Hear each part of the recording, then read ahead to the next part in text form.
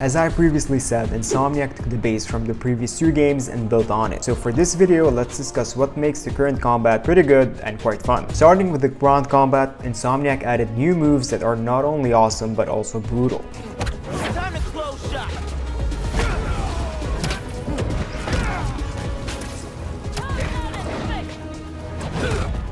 For example, you can dive under an enemy in midair and then smash them into the ground before continuing an aerial combo. Not worthy of his attention. But Scorpion is? Okay.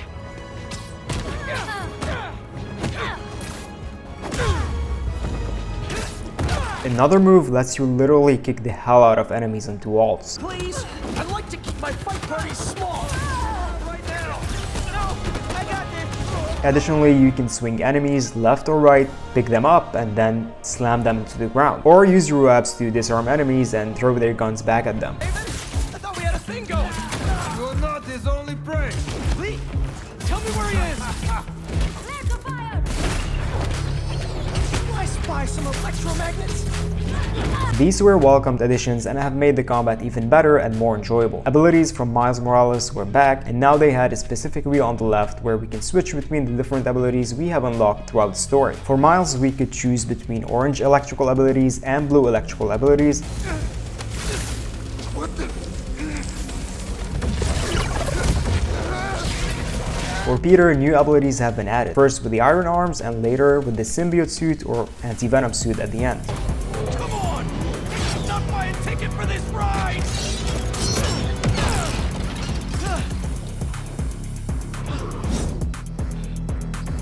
On the right, we have the gadget wheel, which has been reduced to only 4 gadgets, meaning no more full gadget wheel and the loss of some gadgets I really liked from the previous Spider-Man game. But the addition of the abilities made up for that loss, because honestly, all of the abilities for Miles and Peter were pretty good. They were awesome and brutal. Some of my favorite ones are these.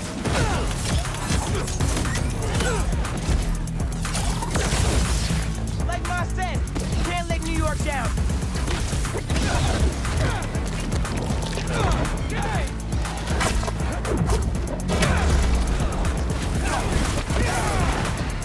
Lay off me. Another welcome addition to the combat was the parry system, which I found really good and interesting. It introduced new enemy attacks and new types of enemies that required parrying. The implementation was simple, yet it looked incredible whether you were using the spider arms, Miles electricity, or the symbiote. All of the moves were fluid, well-crafted, and visually impressive.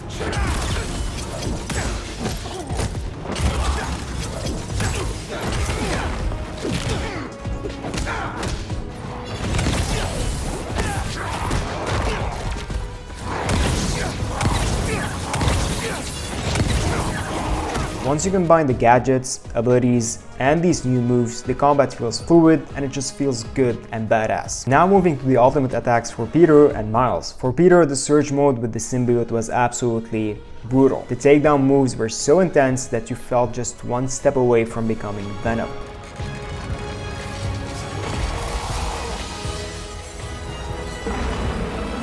These attacks and takedowns were incredibly satisfying to perform on enemies and hunters, and that roar from the controller, mwah, chef kisses. Just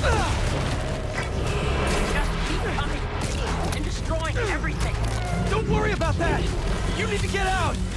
No, there's just a few steps left. Still finish the antidote. I know we can.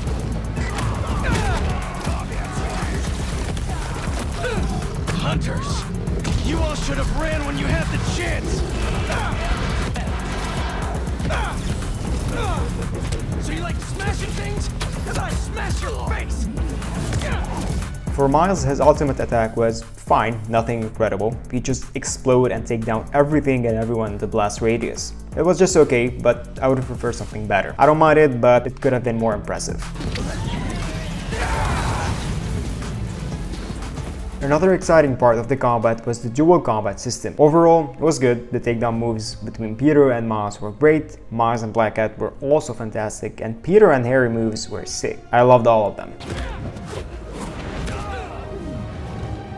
I like that when you're fighting crimes around New York, one of the two Spider-Man could join you, or you could find them already fighting crimes. The interactions between them were cool, fun, and even had some room for memes.